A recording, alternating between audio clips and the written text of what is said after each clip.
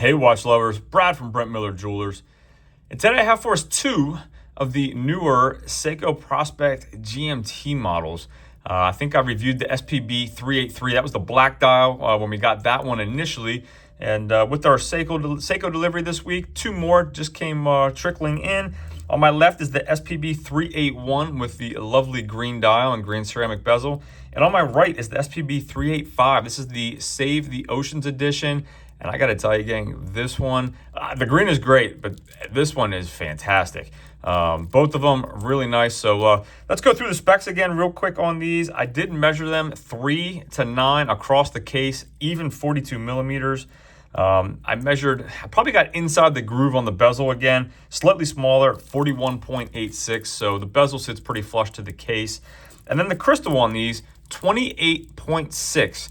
Which was actually smaller than I thought it would be. And the reason being is I just reviewed, and I'm not sure when I'm going to upload these first, but this is the SRPK33. And while I have it out, this I measured at an even 28 millimeters across the crystal, so 28.6. So I just thought it was strange, such a larger watch compared to the 38 millimeter here. Crystal is almost identical, so larger bezel, and then you can see you do have like a steel bezel insert there, so it's even smaller on that crystal.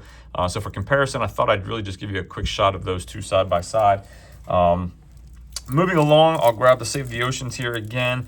What do we have? 13.2 millimeters thick. However, when we get to putting this on wrist, I really don't feel like it wears that thick. This case back, it just kind of melts into my wrist. And really, I also measured, just the bottom of the mid case to the top of the crystal.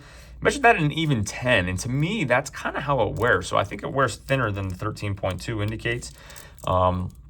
We do have the drilled lug holes here. Lug to lug, 48.5. Unfortunately, we do have some male end links there that bump that out to 51.3. 20 millimeter lug width. That tapers down to 18 here at the last link. And then the clasp itself is 20 millimeters at the clasp. So the same as the lug width. You can see here we have pin and collar system on that bracelet. We do have micro adjustment spots here on the clasp, so no on-the-fly micro adjustability. Again, standard deploying style, fold over, locking mechanism, dual push button release as you would see on most Seiko bracelets. Solid stainless steel case back, and underneath that we have the 6R54 movement. That's the GMT movement. 72 hours of power reserve. We have non-signed, so nothing signed here on the crown, but they are screw-down crown, 200 meters of water resistance. And on the full stainless steel case and bracelet, I weighed these both at 175.4 grams.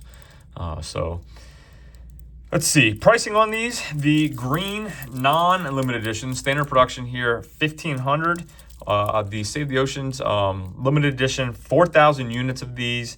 And you do get an extra strap, which I think is pretty nice. I didn't put it on, but I wanted to show you. You get the extra strap with the limited edition, $200 premium. These retail at $1,700. So limited edition, extra strap for an extra $200. I will take that, as well as the really nice textured dial. Again, I'm digging this blue, gang. I do also like the blued GMT hand here, the way that kind of reflects off that dial.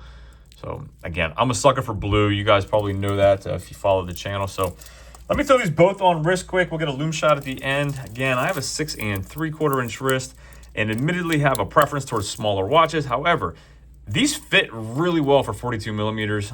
So well that, I say this almost in every video. I think eventually I'm going to buy one, and I never do, but I really like them. And maybe at some point I will. Relative to the case thickness, I wear my watches pretty tight. And so if I just pull this down just a little bit, you can see that the case back really just melts away, and you're looking at the mid case almost laying flush. Let me see if I can move my camera up a little bit for you, just to give you a better, there we go. Hopefully that's a little better idea of what I'm talking about. Again, I really don't feel like they wear 13 thick. Date, I didn't go over that, hidden in there at the 430 position. So let me show you. Again, I like the green. I liked the black one when I reviewed it. I think all of these are really, really well executed. I will say the ceramic bezel on this, I wasn't sure. You have to see it in the right light. Right now I'm looking down out of my camera. It is more of like a blue-gray bezel on this. Hopefully that color's coming through. Almost, I would call it a slate blue. Really like the shade of that as well.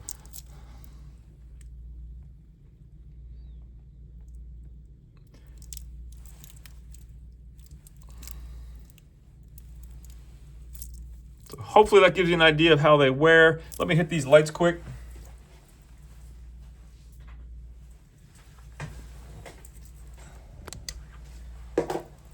As always, if there is anything I can do for you, shoot me an email, brad@brentlmiller.com. Let me know what you think of these two models in the comments, and I hope we'll catch you in the next video.